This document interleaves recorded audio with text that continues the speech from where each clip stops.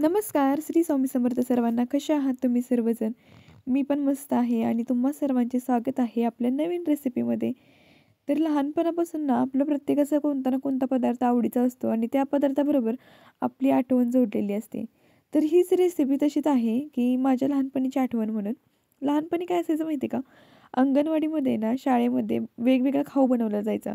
त्याच्यामध्ये ही लॅप्सी बनवली जायची. तर त्याच लॅप्सीची रेसिपी आज आपण पाहूया. त्यासाठी मी काय केले माहिती आहे का? लॅप्सीचा जो गरा भेटतो होता आणलेला होता दुकानातून. तुम्हाला कोणत्याही किराणा मालाच्या दुकानामध्ये हा गरा इझिली अवेलेबल होऊन जाईल. नंतर हा गरा मी स्वच्छ नीट करून घेतला आणि नंतर कढईमध्ये तूप टाकलं आणि तुपामध्ये हा गरा टाकला. आता खरपूस होईपर्यंत हा गरा खूप छान पद्धतीने आपल्याला भाजून घ्यायचा आहे. आता लॅप्सी करण्याची पद्धत प्रत्येकाची वेगळी असली तरी अशा पद्धतीने लॅप्सी नक्की एकदा करून पहा. मला नक्की वाटतंय की तुम्हाला देखील ही रेसिपी खूप आवडेल. आता नंतर एका टोपामध्ये पाणी घेतले. त्याच्यामध्ये गूळ टाकायचा आहे आणि एक वेलची देखील मी ह्याच्यामध्ये टाकली आहे.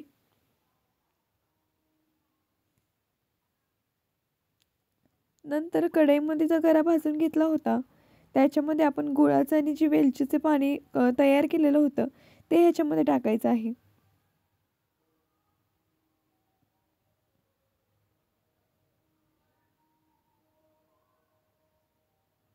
छान ह्याला उकळी येऊ लागते बघा.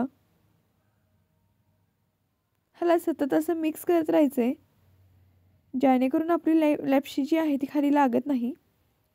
नंतर ह्याच्यामध्ये तुम्हाला जे आवडत असतील ते ड्रायफ्रुट्स टाकू शकता. त्याचबरोबर खोबऱ्याचे काप देखील टाका. ह्यामुळे लॅप्सीला चव खूप छान येते.